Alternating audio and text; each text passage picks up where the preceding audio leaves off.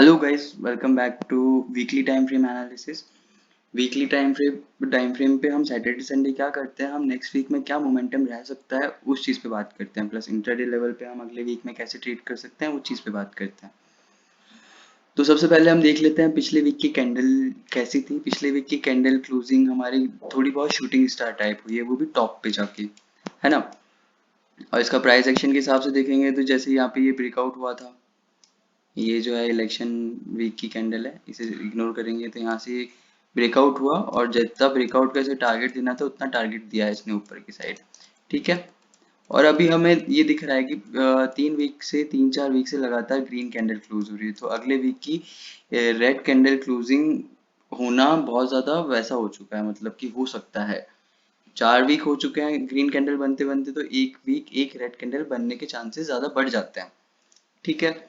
तो हमें एक और चांसेस ये दिख रहा है कि यहाँ पे जो है ऊपर टॉप पे जाके ये वीट कर रहा है। कोई भी ट्रेंड कंटिन्यू करता है ना, तो या तो फिर वो करेक्शन लेता है, या फिर वहाँ पे वो साइडवेज होके रेंज बना के ऊपर जाता है, या फिर वो थोड़ा ऐसे फ्लैग पैटर्न टाइप बनाएगा और फिर ऊपर जाएगा फ्लैग पैटर्न को ब्रेकआउट करते हुए। ठीक है। बट हमें ऐसे यहाँ पे अगर अपन डेली में देखेंगे ना, डेली में क्या हो रहा है, जैसे मैंने आपको ऊपर जाने की कंडीशन या नीचे जाने की कंडीशन बता दी है, थोड़ा वेट करते करते जाता है, एक ही फ्लो में नहीं जाता है। कभी मार्केट एक भी डायरेक्शन में एक ही फ्लो में नहीं जाएगा। जैसे यहाँ से क्या था, ये फ्लैग पैटर्न बना, फ्लैग पैटर्न का ब्रेकआउट हुआ, फिर से यहाँ पे थोड़ा सा छोटा सा फ्लैग पैटर्न बना, फ्लैग पैटर्न का ब्रेकआउट हो गया। हमारा जो फ्लैग पैटर्न के हम अपनी स्ट्रेटेजी के हिसाब से फ्लैग पैटर्न का जो टॉप का टारगेट होता है वो अचीव हुआ, फिर वापस यहाँ से रिजेक्शन मिला। ठीक है। तो हम देखेंगे इसे थोड़ा एम पैटर्न टाइप भी बन रहा है, और एम पैटर्न का ब्रेकआउट लेवल जो है वो साइकोलॉजिकल लेवल प्लस अपना दोनों अपना प्राइस एक्शन का लेवल वो है 51,900। तो अगर इसे प्रॉपरली नेगेटिव होना है ना, तो 51,900 के नीचे से क्लोजिंग देनी पड़ेगी डेली बेसिस पे, तो हम इसे थोड़ा नेगेटिव टाइप ले सकते हैं और अपन इसका एम पैटर्न का ब्रेकआउट का टारगेट आगे के लिए ले सकते हैं। एम पैटर्न का ब्रेकआउट का टारगेट जो आगे का होगा वो होगा आपका, इस जितनी रेंज ये है ना उतना ही अपन टारगेट ले लेते हैं। जो अपना टारगेट निकल के आ रहा है वो पहला टारगेट है 51,000, दूसरा टारगेट होगा 50,500। और अगर ये यहाँ से मतलब अगर वो वीकली बेसिस पे जो शूटिंग स्टार बनी थी ना, अगर वो वर्क करती है तो हमारा जो टारगेट रहेगा वो यहाँ तक का रहेगा, 50,555 तक का। ठीक है। ये तो हमारा ट्रेंड हो गया। हमने क्या देखा, वीकली टाइम फ्रेम पे बुलिश साइड की बुलिश टाइप कैंडल की क्लोजिंग है, बट वो शूटिंग स्टार कैंडल है, प्लस पिछले वीक की कैंडल के अंदर इनसाइड कैंडल भी है, मतलब वहां पे वेट कर रहा है मार्केट, वहां से इधर डायरेक्शन में जा सकता है, या तो इधर अप या इधर डाउन। ठीक है। अब हम ये देखेंगे कि डेली टाइम फ्रेम पे क्या है। डेली टाइम फ्रेम पे अपन अगर चार्ट देखें तो हमें भी यहाँ पे भी अप ट्रेंड का ही अंदाजा हो रहा है, तो हमें हमें हमारा प्राइस एक्शन क्या कहता है, जब तक हमारा पिछला स्विंग नहीं टूटता है तब तक हम ट्रेंड चेंज की आशंका नहीं ले सकते हैं, चाहे वो अप ट्रेंड से डाउन ट्रेंड में जाना हो या डाउन ट्रेंड से अप ट्रेंड में जाना हो। तो हमारा पिछला स्विंग टूटना बहुत ज्यादा इंपॉर्टेंट रहता है अगर इसे डायरेक्शन चेंज करनी होती है तो। ठीक है। अब हम इसे कैसे ट्रेड कर सकते हैं कल के दिन वो देख लेते हैं। सबसे पहले हम 1 घंटे में देखते हैं। 1 घंटे में भी हमें ये दिख रहा है कि मार्केट जो इस हफ्ते कुछ इतना ज्यादा हुआ नहीं है, रेंज में ही है। मैं आपको बताता हूँ 2 सेकंड, ये लैपटॉप थोड़ा ऐसा हो रहा है, ये देखो, मार्केट जो है रेंज में ही रहा है, ऊपर की साइड यहाँ से रेजिस्टेंस ले रहा है, यहाँ से नीचे आ रहा है। अब हमें ये देखना है कि इस जगह 52,000 के आसपास मार्केट क्या करता है। अगर यहाँ पे रेंज बना के ब्रेकडाउन देता है तो हम इस रेंज के एसएल के साथ हम बैठ सकते हैं, और इस पूरा एम पैटर्न का टारगेट, इस रेंज का टारगेट हम नीचे की साइड ले सकते हैं। ठीक है। जो इस रेंज का टारगेट भी वही है 50,555 तक के आसपास। ओके। अगर ये ब्रेकडाउन होता है, ब्रेकडाउन का लेवल मतलब हमारा सपोर्ट लेवल कौन सा है जिसे हम तोड़ना इंपॉर्टेंट है नेगेटिव होने के लिए, वो लेवल है हमारा 50,000, 52,000 और 51,900। ये 100 पॉइंट की जो एरिया है ये टूटना इंपॉर्टेंट है। अब इसे 15 मिनट में देख लेते हैं कल के दिन हम इसमें कैसे ट्रेड ले सकते हैं।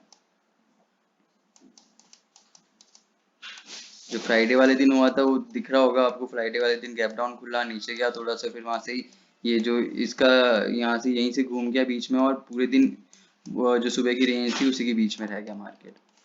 ठीक है। और बड़े टाइम फ्रेम पे देखेंगे तो भी लोग इसके ऊपर की और नीचे की कॉल सेल या पुट सेल करके बैठे होंगे। ये रेंज रेंज में मार्केट ऐसे ही होता है।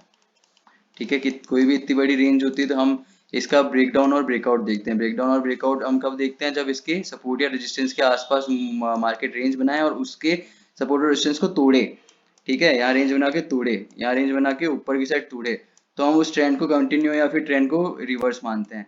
या फिर उस अगर ऐसा नहीं करता है और नीचे की साइड ही आ जाता है तो हम इसमें रिवर्सल्स प्ले करते हैं। ठीक है, रेंज के अंदर के रिवर्सल्स जिसके टारगेट छोटे होते हैं प्लस टारगेट स्लो होते हैं। तो हम ये देखने वाले थे कि कल के दिन हम इसमें कैसे ट्रेड ले सकते हैं 15 मिनट में। सबसे पहले अपन ये फाइंड आउट करेंगे कि अगर फ्लैट खुलता है तो क्या है। फ्लैट खुलता है तो हमारे लिए इसका इमीडिएट रेजिस्टेंस जो है वो क्या है 52,800 का। इमीडिएट रेजिस्टेंस क्या है 52,800 का, जहां से इसने यहाँ पे और इस जगह। अब देखते हैं यहाँ पे क्या करता है। अगर रेंज बना के इस रेंज को भी टूटता है तो ये गैप बचा हुआ है ना, ये गैप फिल करने को चला जाएगा ऊपर की साइड।